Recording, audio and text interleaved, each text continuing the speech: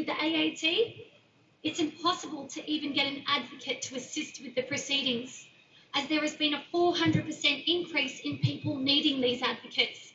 From where I'm standing, it's really not that hard to figure out why.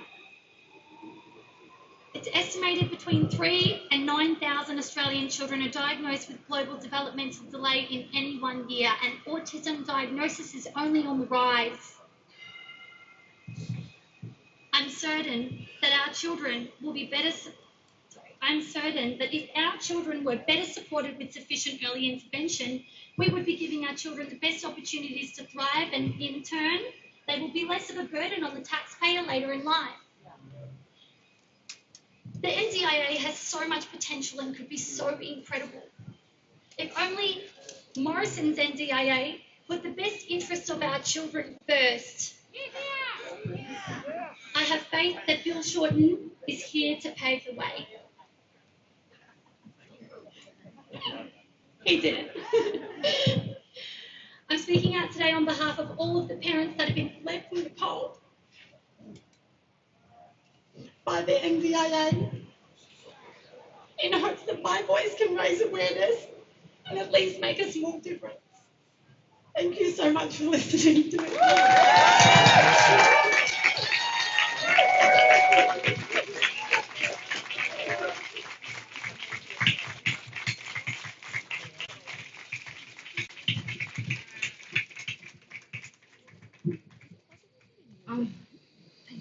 Mums of disabled kids are just the best advocates I know, and I always say you just see this like look in their eye and you just instantly know mum of a disabled child, because I see my mum straight away.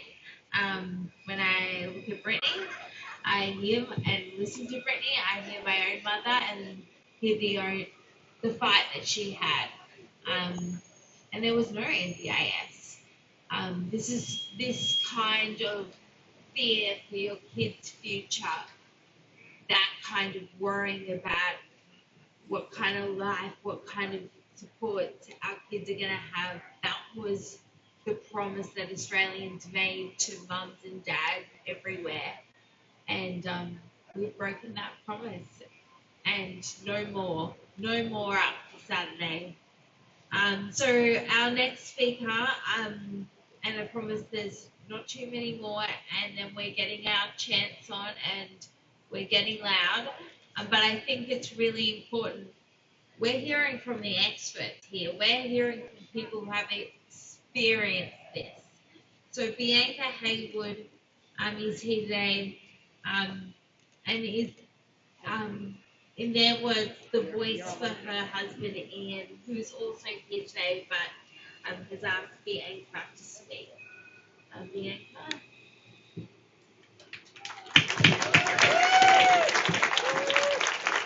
Good morning, everyone. Good morning. So I'm here on behalf, or speaking on behalf of my husband Ian, who's down in the crowd somewhere down there. We're here this morning because we are angry. Are you angry? Yes. We are here this morning because we are exhausted. Are you exhausted? Yes. We're here this morning because we are fed up. Are you fed up? Yes. So Ian has motor neurone disease. That means that he cannot move. That means that he cannot speak. That means that he cannot breathe. He has a hole in his throat. He has a tube that connects him to his ventilator that breathes for him. So he has to be connected to that 24/7. It is life support ventilation. Without it, he dies. Back in 2020, we got funding for 24/7 nursing because of the risks to him. We had to fight for it, but we got it.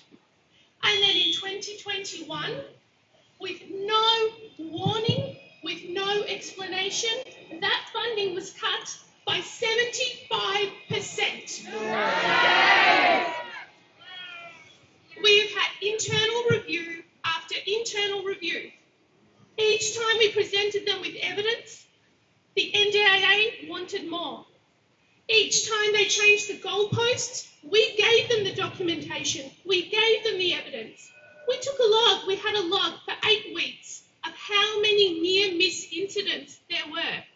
There was 11 incidents in the space of 8 weeks. That's 11 times that Ian could have died without the intervention of his nursing staff. Unacceptable. That's absolutely unacceptable. That is 11 times we didn't have to call an ambulance, we didn't have to call on the hospital system, and yet we're being told that his care is not value for money. So we are in the queue to have a case heard at the AAT. And you know what the kicker is? We know that the NDIA is spending goodness knows how much money on an elite UK law firm to come up against us. Now I ask you, is that reasonable and necessary? No. I don't think so. Martin Hoffman, the CEO of the NDIS, should hang his head in shame. Shame. But even more than that, you know what? He and the Minister Reynolds, they should be at every AAT hearing.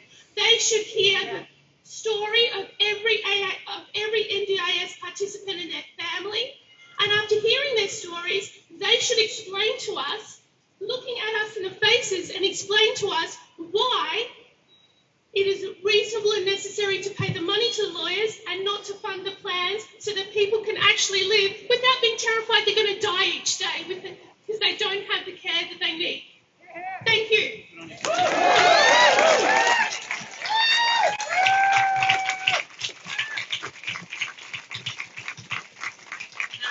Thank you so much, Bianca.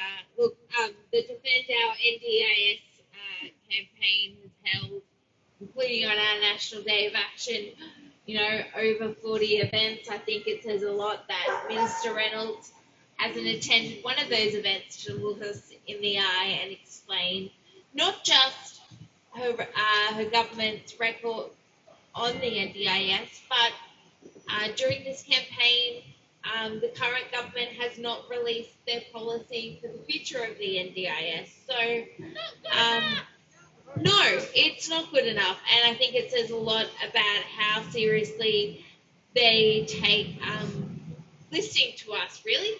Let's be honest.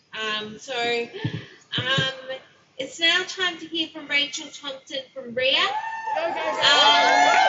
which is a Geelong-based advocacy service. And Geelong is the NDIS's,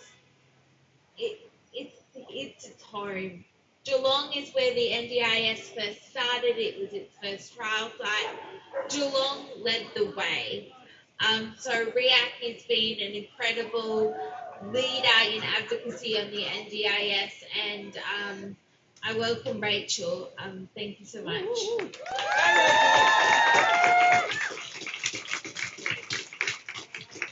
Thank you, Ali. So there's someone I've been supporting through the AAT appeals process as an advocate who wanted to be here today. Her name is Kate, and I stand here on her behalf with her permission to share her story.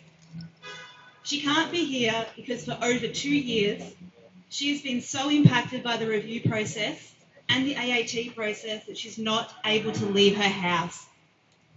3 years ago, Kate fought for an assistance dog to be approved in her plan. She was successful. Then 6 months later, without warning, the NDIA removed the funding from her plan with no explanation. Since then, she's been fighting to get the assistance dog reinstated. This assistance dog was going to be her link to the community. She had plans to volunteer, go shopping in public, feel included in society, what the NDIS was meant to do. And just like that, it was ripped from underneath her.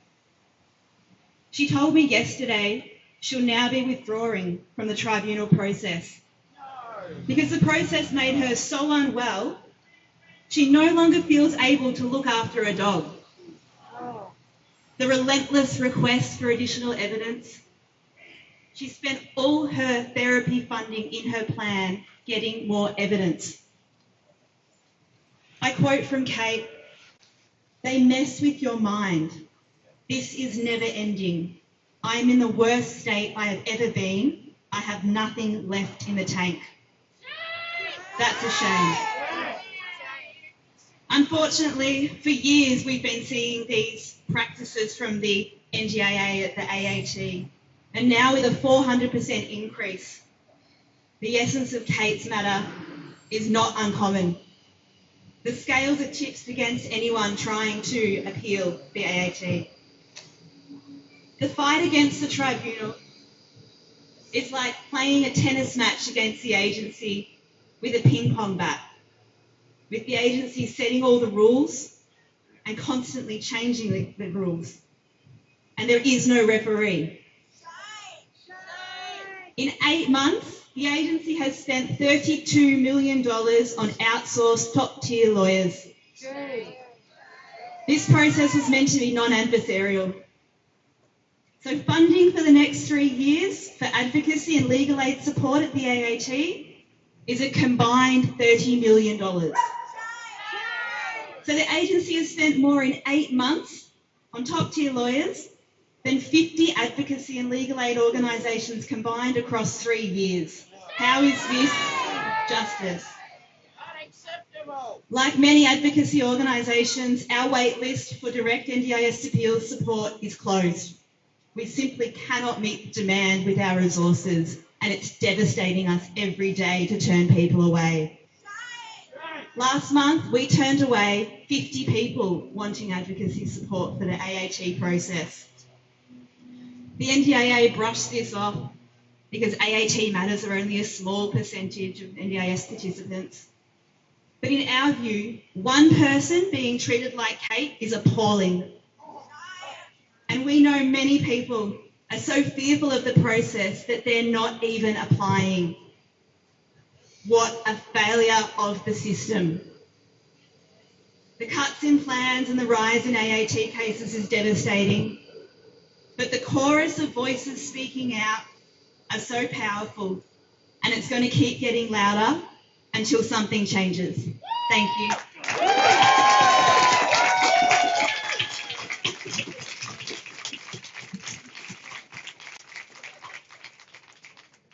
When we're marching a bit later on, I hope you do a special chant just for Kate. I'll be thinking of Kate.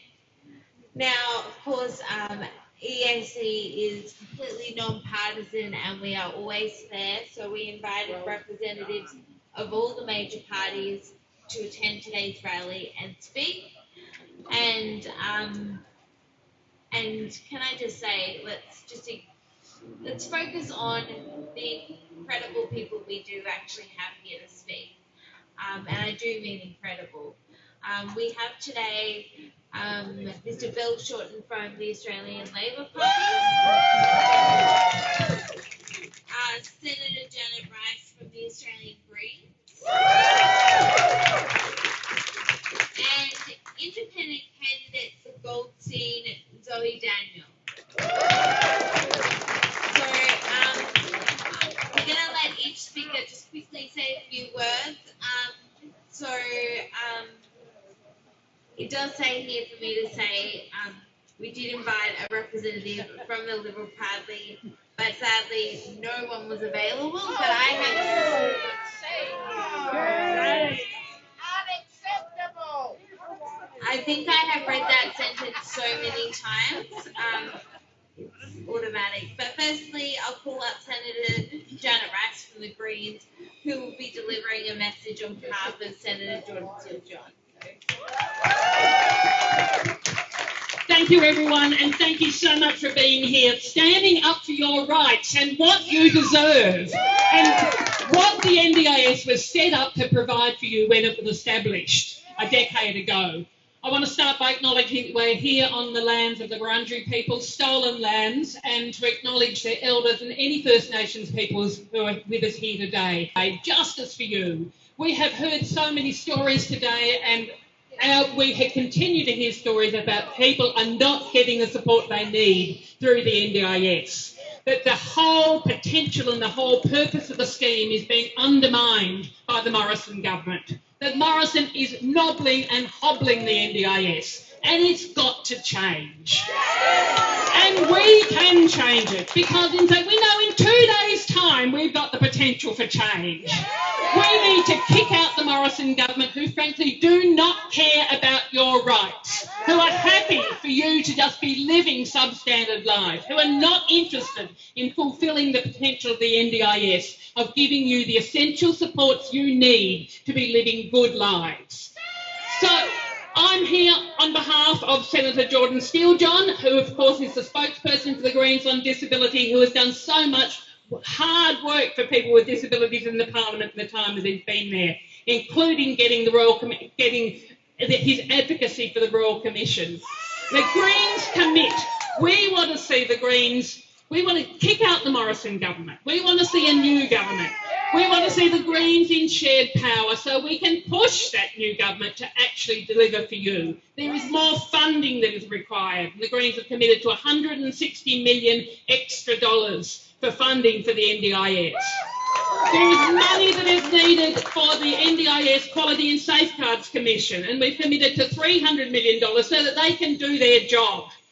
And with that, we know that we would be able to bring down the appalling rate of legal cases that then needed to be heard at the AAT, because if the NDIS has got the money to be providing you the services you need, you don't need to be having cases against them. So we are hoping with that extra funding and that commitment to be putting disabled people at the heart of decision making and at the heart of policies and at the heart of all of the systems that are set up to be working with you, we can get change. And in that interest of nothing about us without us, I just want to quickly hand over to Andrew Bretherton, who's our Greens Victoria Accessibility Working Group. So just quickly from Andrew. Hi. Thanks, everyone. I'm an autistic that journeys with myalgic encephalomyelitis. Basically, what we see from this Morrison government is the most ableist government we have had in Australia's history, making decisions for disabled people without our representation or without any representation from us. They have set up a system so that we can't speak. My own experience at the AAT, even when I did bring an advocate with me, I was told my advocate had to leave the room or my AAT would not continue.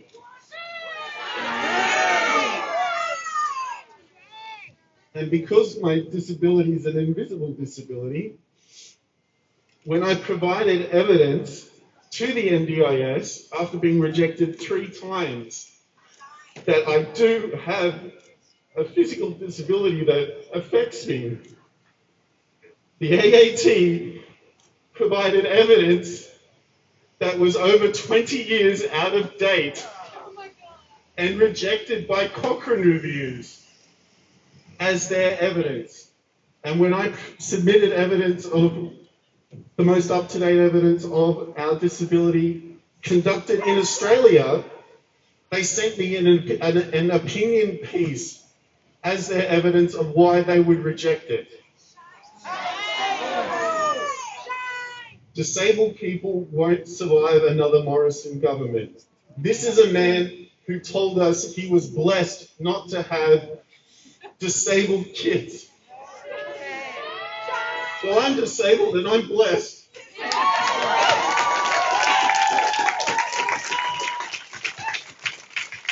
Thank you, Andrew. Can I just do a shout out? Apparently there's lots of people watching on our Facebook Live, so thank you to everyone watching across the country. Next, I'm going to pull up Zoe Daniel, who is an independent running in the seat of Goldstein. Zoe, thank you so much for coming. Thanks, Ellie.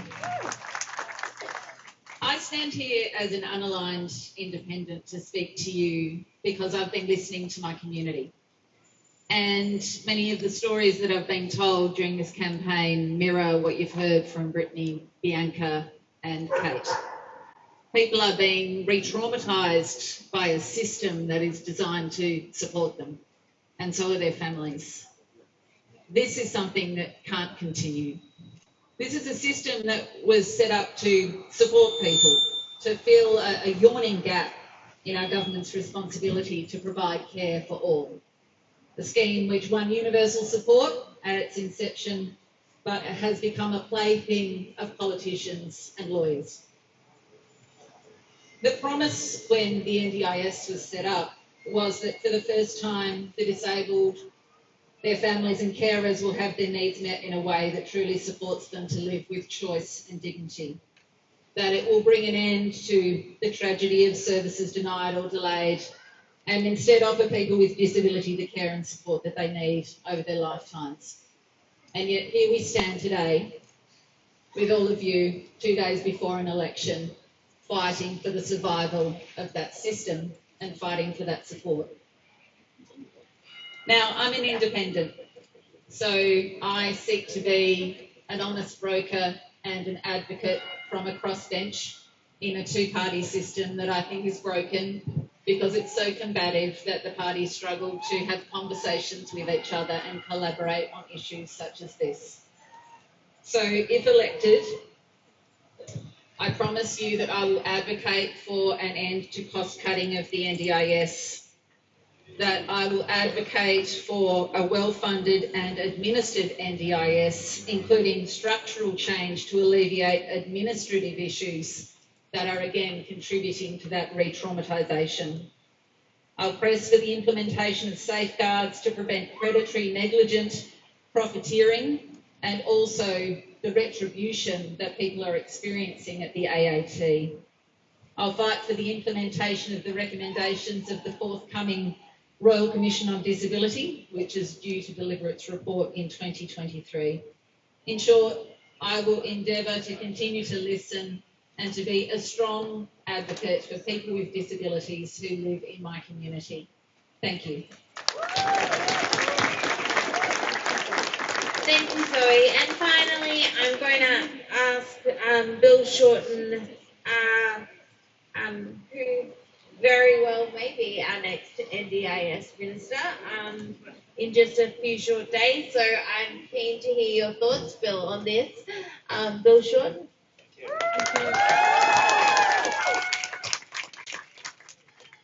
Hi everyone. First of all, thank you all for coming, because as far as I am concerned, there is no more important issue in this election than defending our NDIS. Number one issue.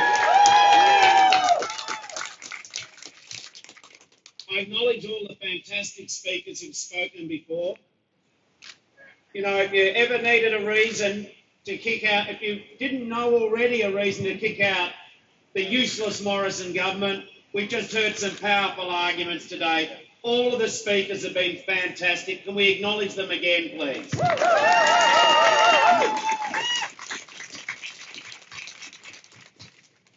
I really only have 2 points I want to add to the fantastic discussion we've heard. One is where we are at now. The NDIS under this government is not the NDIS that we all fought for 10 years ago. It has become a bureaucratic nightmare, a maze of struggle, a second full-time job for people, the source of great mental anxiety. There's two types of participants in the NDIS. The ones who had unfair cuts, or the ones who are worried about unfair cuts. This needs to change. It is a national disgrace that no less than 5,000 people with profound and severe impairment, 5,000 separate people, are currently tied up in the nightmare of the court system with hard-pressed advocates on one side and themselves, families in a David and Goliath struggle against, most shockingly of all, government lawyers paid for by your taxes to deny you your rights. This obscenity stops on Saturday night.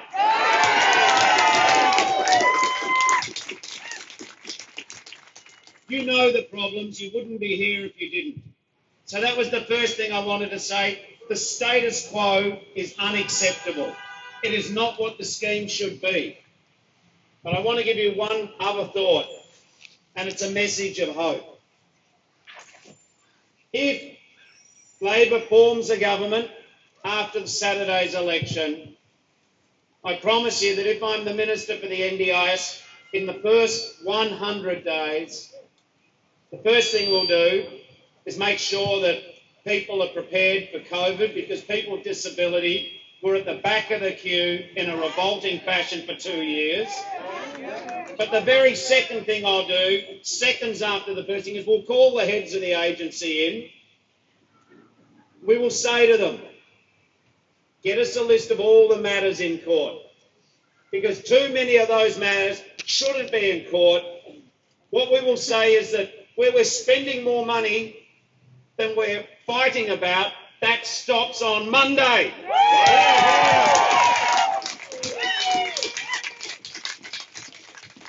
We do promise that we want people with disability. We want them on the board of the agency. We want them in the senior ranks of the agency. I agree 1,000,000% with what Natalie said. Nothing about us without us. That should be the policy. We promise. The other thing which drives me to distraction is that when people don't spend all of their package in 1 year, the amount they don't spend gets cut. We will issue instructions to stop that ugly habit. If you don't spend it in 1 year, you won't be arbitrarily cut by the amount you didn't spend.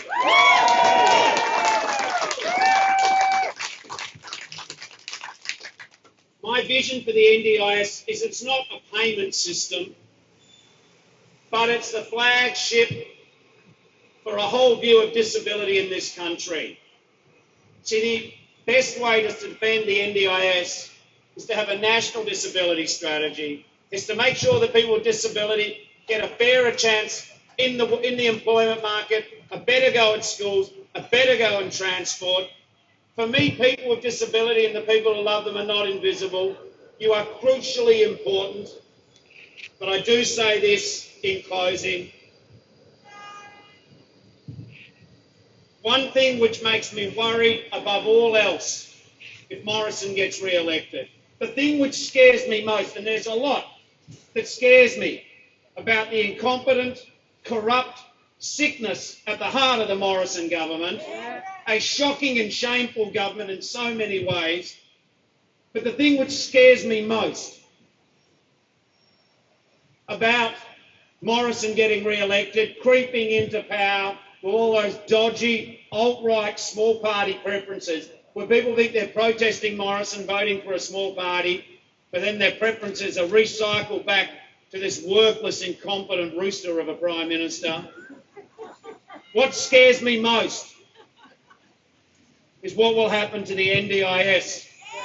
And I say to people, and you know, who might be watching this on the internet or through the media, if you think this election isn't important, talk to a person on the NDIS. If you think this election is not important, talk to a disability carer. If you think this election is not important, talk to a disability advocate. If you think this election is not important, talk to Kate, talk to Brittany, talk to Andrew. People with disability do not need the Morrison government back. I am horribly scared, but the NDIS will be destroyed in one more term of a Liberal government. Will we stop the Morrison government getting re-elected? Yes. That's what we want to hear. Let's do it for Saturday. Thank you very much.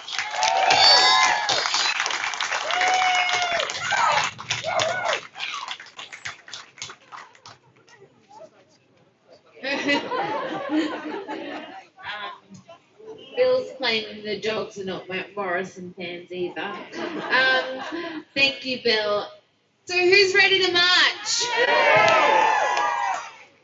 Now, I am going to introduce to you our long-time disability campaigner and NDIS participant and support coordinator, Carl Thompson, who is going to get us warmed up.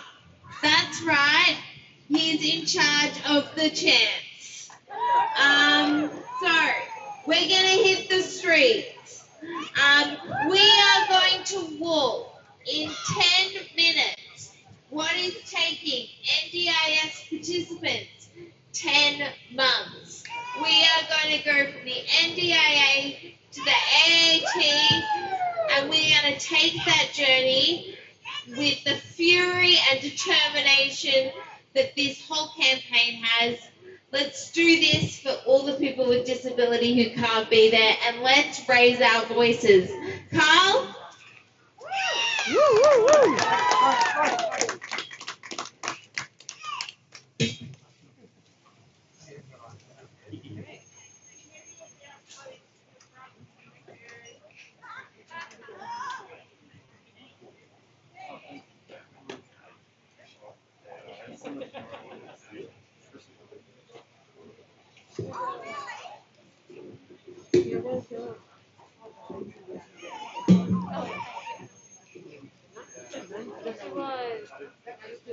Hello. Hello. So I know we're running quite late, and marching is very important, but I want to end the speeches by somebody with a disability, because that is why we're here. This is about us. It's about people with disability. So Scott Morrison says he is the only choice to look after the economy and to look after jobs. And I studied economics at university. So by cutting the NDIS, Scott Morrison thinks it's good for the economy for families to go into debt to pay for reports before they can access the NDIS. Scott Morrison thinks it's good for the economy to have young people with disability in hospitals or living in nursing homes rather than in the community. And to tell the truth, Scott Morrison thinks that the NDIS is a waste of our taxes. And that, frankly, is rubbish, because without the NDIS, the economy won't work anywhere near as well as it should. So the NDIS is sustainable and we can pay for it. We just need to make that choice. I think that if I didn't have the NDIS, I wouldn't be able to work, my partner wouldn't be able to work, and my support workers would ironically be unemployed. How is that good for the economy, and how is that good for jobs? So don't believe the lies. A working NDIS is good for the economy, good for jobs, and also, perhaps most importantly, it's the right thing to do. So I'm not going to tell you who to vote for, but I am going to say that your vote is powerful, and I want you to use it to defend our NDIS, so we are never made to feel like expensive burdens. And I kindly urge you to do the same. Thank you. So, ironically, I've got the weakest voice out of all the speakers, but I'm in charge of the march. So I'm going to need lots of help. And reinforcer behind me. So, all right. So this is my first time doing this. So again, I'm going to need lots of help. But one chant I've got happening, and I'm going to read it out, and reinforce behind me can assist. It is fix the mess. Stop cutting the NDIS. Fix the mess. Stop the cuts. Okay. Okay. On three, everyone. Ready? 1, 2, 3. Fix the mess. Stop cutting the NDIS. Yeah? Cool? Love it? Okay. Here's another one we can try. Don't just slash Invest more cash. Invest more cash. Yes, invest more cash. Great. All right, we're not on options. Okay, we've got listen to us or we'll kick up a fuss. All right. Perfect. All right, how are we going with this? Remembering so far? Our voices are loud. Disabled and proud. Great, okay. Exactly. Perfect. So I am going to give the microphone to Reinforce, as again, self-advocacy is at the heart of the NDIS, and they should be the ones leading the march. So thanks for coming, everyone, and let's go for it.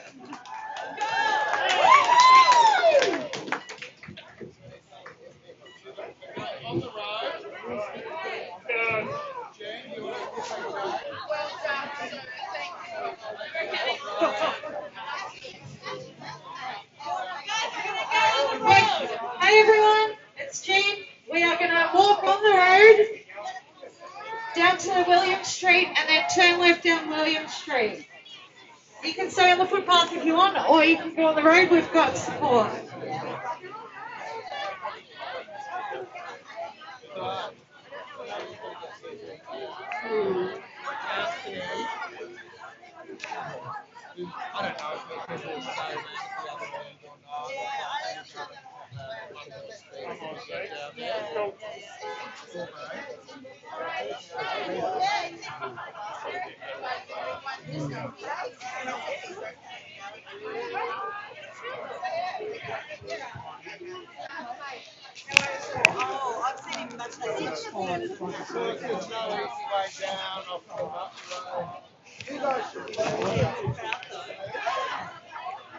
You're all right, you're good?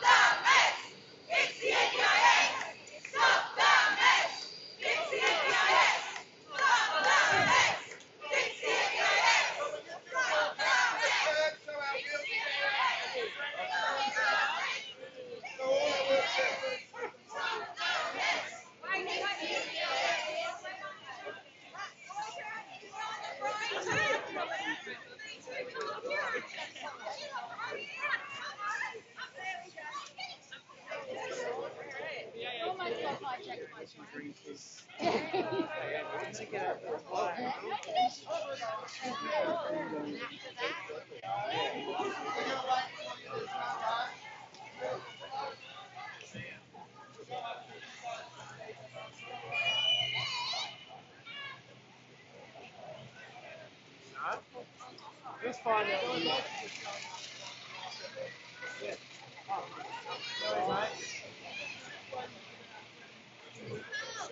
100%. We'll make it around. Hey, hey! Let's got to go! Hey, hey! EAAT has got to go! Hey, hey! EAAT has got to go!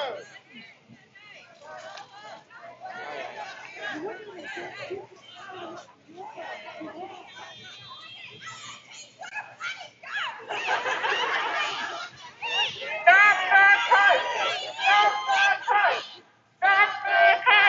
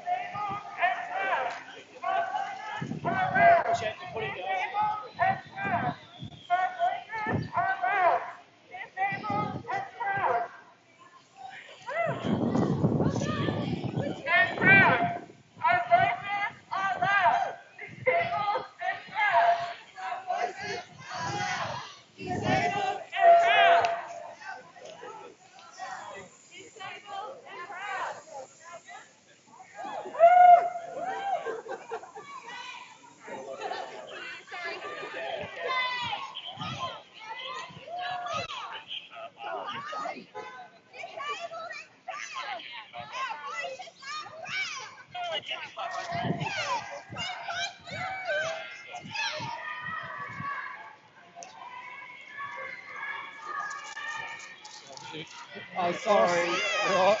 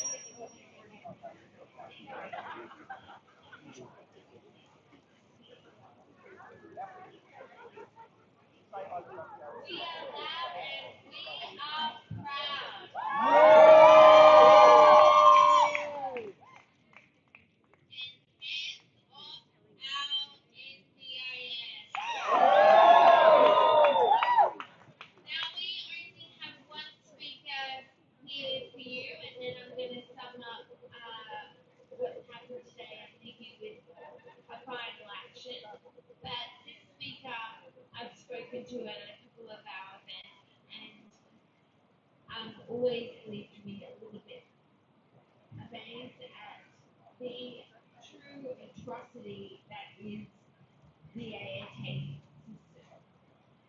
And I actually called her about a week ago and I said, I'm speaking at this protest and I just feel like I need to speak to the families that are going through this. It would like to be an authentic MC.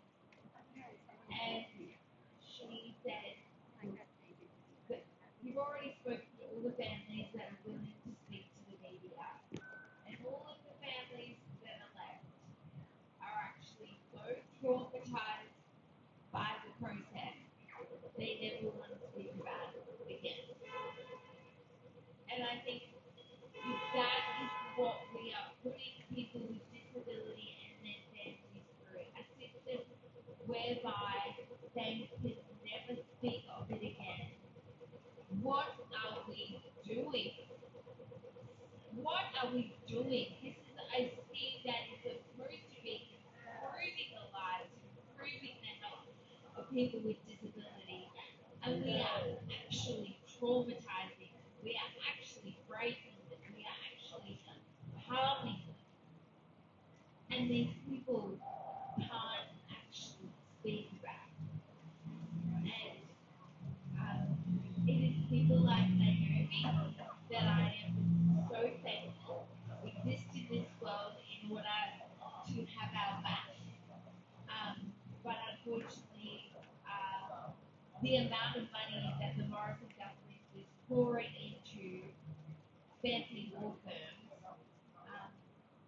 we sadly don't have enough Naomis to meet the need. But by God, she's doing a great job. So let me introduce you to Naomi, and who, sorry, I completely forgot the name of your firm. Philamantle Lawyers, and is the principal lawyer there, and is an incredible disability lawyer, an incredible ally of our community. And damn, she fights like hell in this building all the time. So give them hell one more time, Naomi. I'd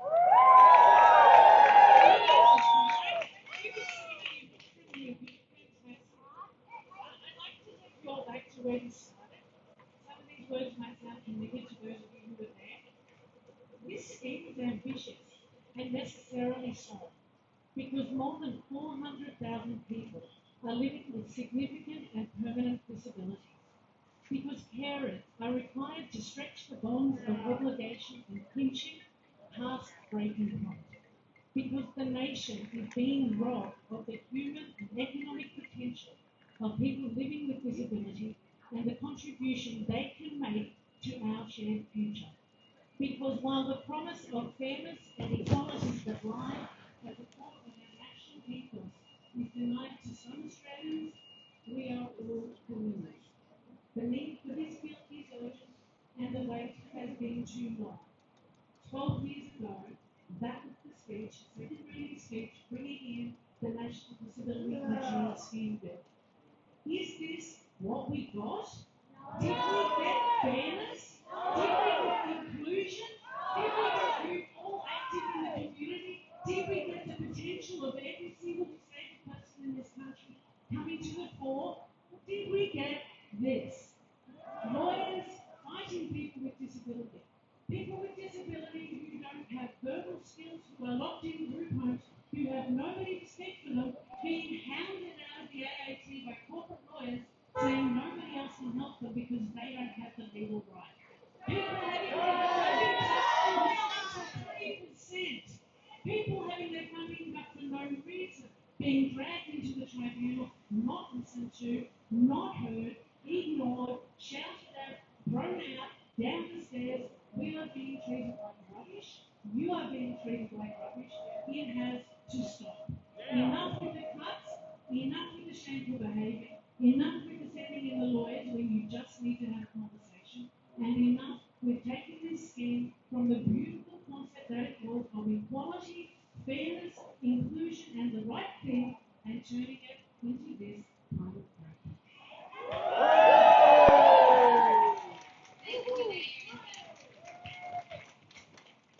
Okay, so I am going to leave you with the call to action because we have really 48 hours. And so I need each and every one beautiful human beings that I'm looking at to leave today. And I need you all to today call 5 people you know who you think don't understand what is on the line at this election, might not understand what's happening with the NDIS, might not understand that this scheme cannot withstand another 3 years of pain, and may not understand what the NDIS means to you. I need you to call those 5 people, and I need you to talk to them about today's rally. And I need you to talk to them about how they use their vote to defend the NDIS. Because let me be very clear here. Of course, each and every one needs to vote. Because, let me be very clear. Your vote, everyone's vote in this election is the last defense we have against the destruction of the NDIA. And we are a powerful group. There are 500,000 Australians with disability. There are 270,000 people that rely on the NDIS for a job. You have our friends, our family, people at the local team. We are a force to be reckoned with. If we mobilize our group, we can save the NDIS. We can defend it. We will defend it. But your vote is the last defense. So use it. And use it to tell everyone about it. I am so proud of my disability community. I'm so proud of what we have achieved together. Never forget how powerful we are. And vote. Vote to defend the NDIS. Thank you.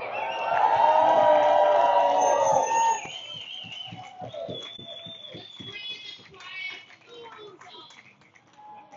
I'm sure the AAT will choose.